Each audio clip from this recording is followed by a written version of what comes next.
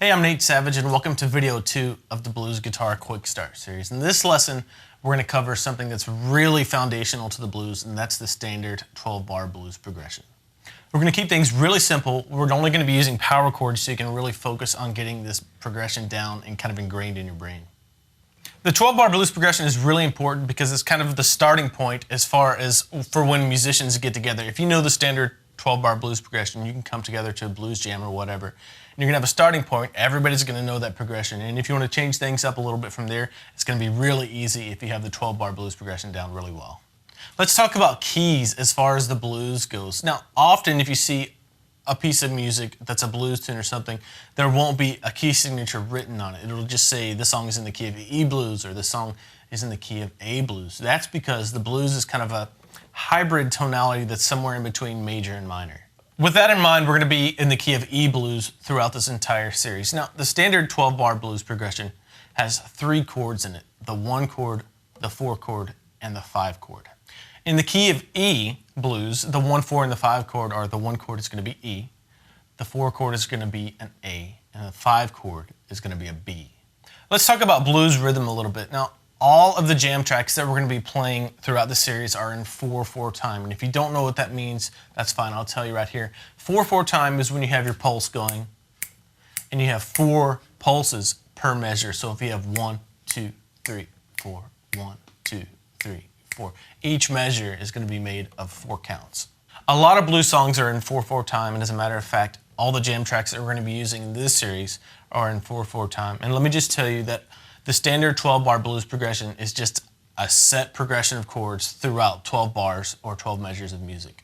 Blues music in general usually has a shuffle feel to it, and this is really important for you to get down to get the feel of the blues right. So if you're in 4/4 time, if you have 8th notes in 4/4 time, they're usually straight, like this: 1, 2, 3, 4, 1, and 2, 3, and 4, and 1, 2, and 3, and 4.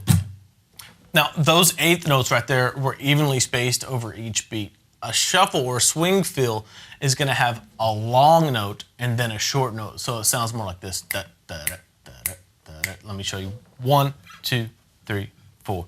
1, and 2, and 3, and 4, and 1, and 2, and 3, and 4. So you see how we had a long one and then a short one, followed by long, short, long, short, long, short, long. It gives you kind of a skipping or rolling feel. Now, a more technical way to think about a swing fill is if you have 3 triplets per each beat. So if you have 1 triplet, 2 triplet, 3 triplet, 4 triplet, 1 triplet, 2 triplet, 3 triplet, 4 triplet.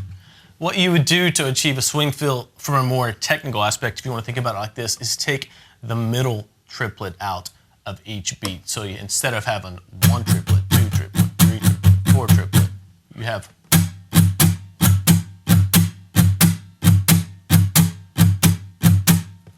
Don't worry too much about the technicalities of this right now. I'm sure you've heard this before in lots of blues songs. Just worry about getting that triplet feel down.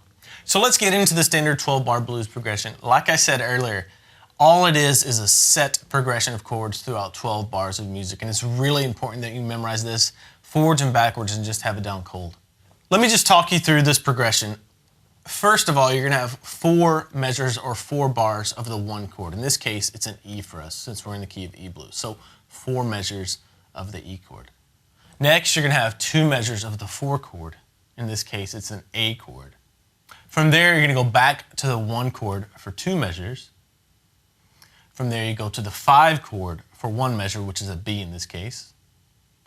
Then you have 1 measure of the 4 chord, an A, 1 measure of the 1 chord, and then 1 measure of the 5 chord again. So again, quickly, you have 4 measures of the 1 chord, 2 measures of the 4 chord, 2 measures of the 1 chord, 1 measure of the 5 chord, 1 measure of the 4 chord, 1 measure of the 1, and then 1 measure of the 5.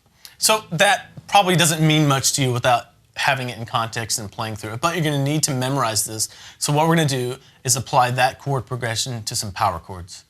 Let me just show you the power chords we're going to be using. We're going to be using an E power chord for our 1 chord, and that my index finger is just going to be on the 2nd fret of the A string right there. You're going to strum the 6th and 5th strings. For the 4 chord, I'm going to use A power chord, same kind of shape, but we're going to play just the 5th and 4th strings. First finger is going to be on the 2nd fret of the 4th string there. For the 5 chord, we're going to use a B power chord, index finger on the 2nd fret of the 5th string, 3rd finger on the 4th fret of the 4th string. Just those 2 notes right there. So like I said, we're going to start out with 4 measures of the 1 chord. So get your E power chord on there, and you're going to have 1, 2, 3, 4, 1, 2, 3, 4, 1, 2, 3, 4, 1, 2, 3, 4. From there, we have 2 measures of the 4 chord, so we need to get our A power chord on there and play that for 2 measures. 1, 2, 3, 4, 2, 2, 3, 4. We go back to the 1 chord for 2 more measures. 1, 2, 3, 4, 1, 2, 3, 4. Go to the 5 chord for 1 measure, so we got to have our B power chord on there. 1, 2, 3, 4. Back down to the 4 chord for 1 measure. 1, 2, 3, 4. To the 1 chord for 1 more measure. 1, 2, 3, 4. And the last measure, the 12th measure of the 12-bar blues, is a 5 chord again, a B chord in this case. So 1, 2, 3, 4. So walk yourself through this, try to memorize this chord progression, and make sure for your E power chord you're just hitting the 6th and 5th strings. And then for your A and B power chords, you're just hitting the 5th and 4th strings. And you can play whole notes like I was doing, or you can switch to 8th notes with that shuffle rhythm that we were talking about like this.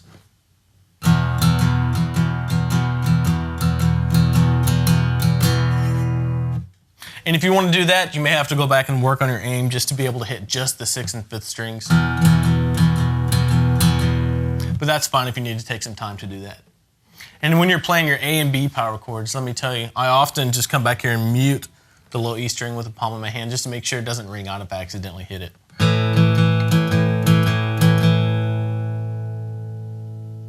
And if you do the whole thing with 8th notes, with swung 8th notes, this is what the 12-bar blues progression sounds like with these power chords.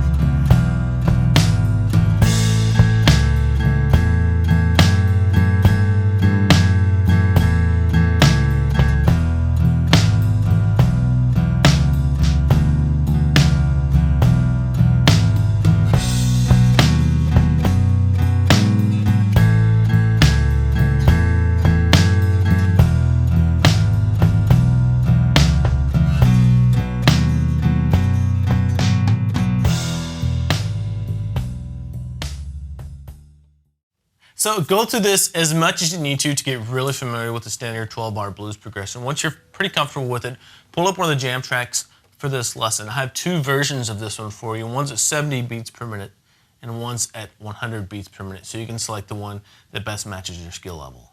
And for now, you can keep the strumming simple if you want to. You can use all whole notes or you can use the swung 8th notes like I did in the example. Don't underestimate the importance of the standard 12-bar blues progression. It's literally the foundation for everything else we're going to be covering here in this series, so it's really important to get down really well.